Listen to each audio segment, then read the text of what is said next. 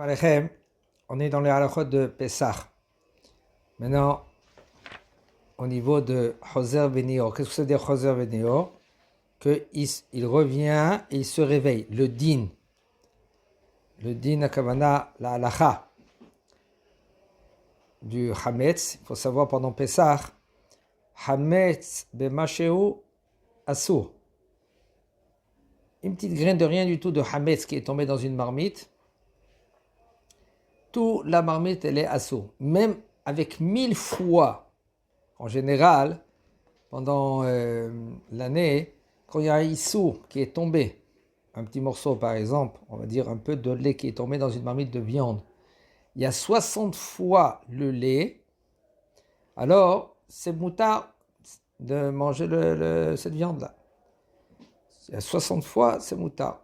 Maintenant, Pessah, si c'est tombé Hametz, un morceau de Hametz par exemple qui est tombé dans une marmite, même qu'il y a 1000 fois le Hametz, okay, et bien tout le plat il est assour.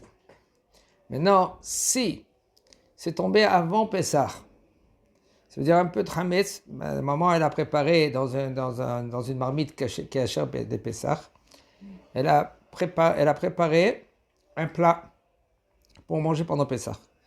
Maintenant, il y a une petite, quelqu'un il est venu, il a fait tomber un morceau de Hametz, et dans cette marmite, il y a 60 fois le Hametz qui est tombé.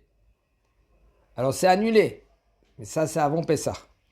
Maintenant, puisque c'est déjà annulé, est-ce que maintenant, le fait qu'il ait été annulé, le Issou, il va se réveiller quand Pessah il va rentrer, ou il va rester Moutar, parce qu'il est annulé avant Pessah. Pendant Pessah, ça sera assour. Si c'est par exemple, c'était tombé le Hametz dans la marmite. Même 1000 fois le Hametz, il est assour. Alors c'est assour, tout le plat, il est assour. Mais non, puisque c'est tombé avant Pessah, et il y a 60 fois et c'est annulé, le Hametz, il est annulé dans la marmite, le Issou, il ne va pas se réveiller quand le Pessah, il va rentrer. Ça, c'est les Séfarades, Marana Shulchan Aruch. Mais par contre, les Ashkénazes, ils disent, puisque maintenant, même que maintenant, le Issou il a été annulé avant Pessah, puisque maintenant il rentre Pessah, ça s'appelle Choser Venior, il revient, il se réveille. Le Issou, il se réveille. Ça veut dire que là, maintenant, je considère que le Hametz, il est tombé maintenant. Et puisqu'il est tombé maintenant, même 1000 fois le Hametz qui est tombé, alors c'est assour, je ne peux pas manger ce plat-là pendant Pessah. Ça s'appelle Choser Venior. Mais non. Le Rav, il va nous expliquer qu'il faut savoir au niveau de...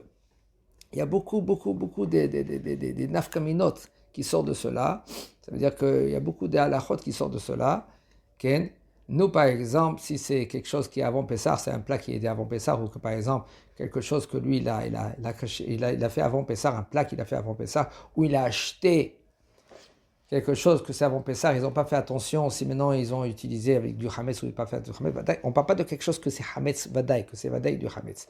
On parle de quelque chose que maintenant, peut-être c'est tombé du Hametz dedans, peut-être oui, peut-être non. Okay? Tu sais qu'il y a 60 fois, par exemple dans des usines, que du thon, tu sais que c'est cachère, le thon il est cachère, parce que ça fait entre parenthèses, il y a beaucoup de sortes de thon que c'est pas cachère. J'ai un ami à moi que lui, il est dans le bateau, et il surveille, c'est un mashgiach de thon. Il regarde avec tous ces bateaux, maintenant il y a beaucoup d'égoïmes qui sont là-bas, et il pêche des centaines de thons. Et lui, il regarde, ce thon-là, il est cachère, ce thon-là, il n'est plus pas cachère, parce qu'en général, le thon qui n'est pas cachère, c'est des requins. Alors, le thon, il ressemble un peu. Alors, comment le thon il est? Il a des écailles. Quand lui, maintenant, on l'attrape, il se débat, et tous les écailles, ils partent. Il reste quelques écailles entre les oreilles. Et là, il doit vérifier maintenant, est-ce que vraiment il y a des écailles ou il n'y a pas des écailles. Et puisqu'il y a des écailles, c'est caché, il les met à part. Par exemple, alors maintenant, il se trouve dans une usine de thon. Et ils n'ont pas fait attention si quelqu'un, lui, il a mangé son casse-croûte. Okay. Maintenant, beaucoup de thon. Il y a des kilos et des kilos de thon. Peut-être des petites miettes qui sont tombées. Puisque maintenant, ça a annulé avant Pessah, il y a 60 fois de thon que des miettes, alors pour nous les séfarades, ça sera mouta. Alors vadaï que c'est conseillé que de ne pas s'amuser avec cela et de prendre quelque chose que c'est avec le tampon caché de Pessah, parce que de nos jours, on ne sait pas, il y a même dans les conserves, pas de boîtes de conserve, pareil que dans les boîtes de conserve. Dans les boîtes de conserve, il y a des produits qui préservent maintenant les ingrédients. Ou par exemple, dans les ingrédients qu'on met dans le congèle. Okay? Il y a là-bas, il met des produits, que c'est des produits, là, cette fois, c'est du amidon. Et tout cela, on ne peut pas savoir maintenant si maintenant il y a du hametz vadaï. Pour cela, c'est bien et il faut acheter quelque chose, les produits avec tampon caché. On parle de produits que tu vas manger. Des produits que lave les vaisselles, pas besoin de cela. Ou par exemple, parce qu'aujourd'hui, en Eretz, il y a tampon caché de partout. Si maintenant c'est le même prix, alors c'est le même prix, alors achète quelque chose qui a le tampon. Maintenant, si c'est pas le même prix, des fois c'est plus cher, beaucoup plus cher des fois. Tu peux acheter maintenant, quand tu vas laver le parterre et tout cela, des produits qu'il n'y a pas de tampon, il n'y a aucun problème.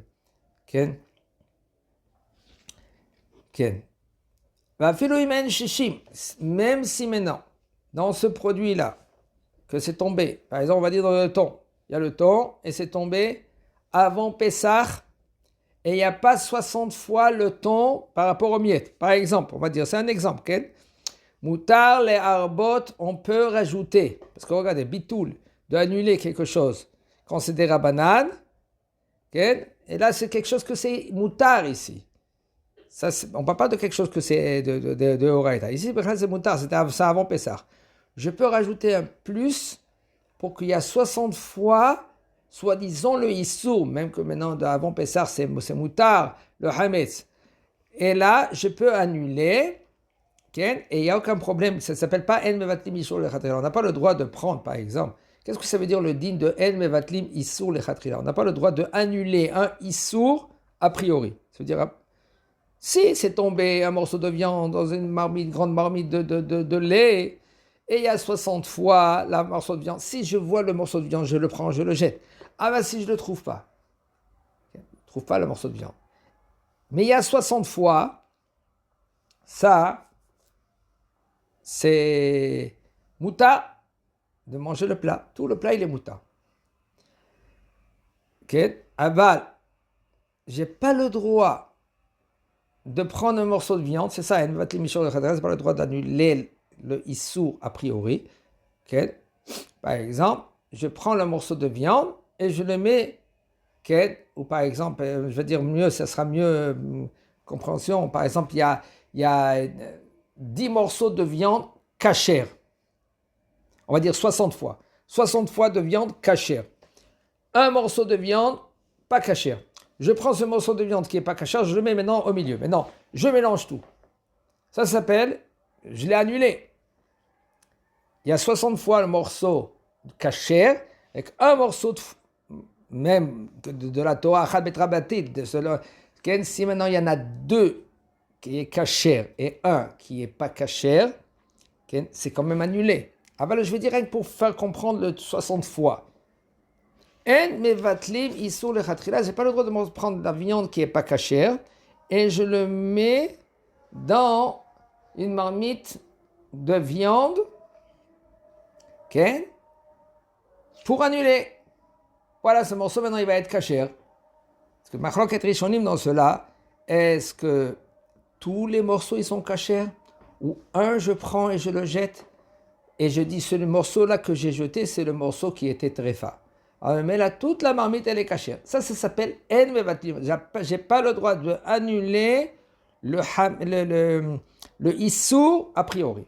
Aval, si par exemple, c'est quelque chose, par exemple, des rabanan, pas de la Torah. C'est des rabanan. On ne parle pas, par exemple, le lait et de la viande. Si je cuis ensemble, c'est de la Torah. On n'a pas le droit de cuire ensemble. D'accord?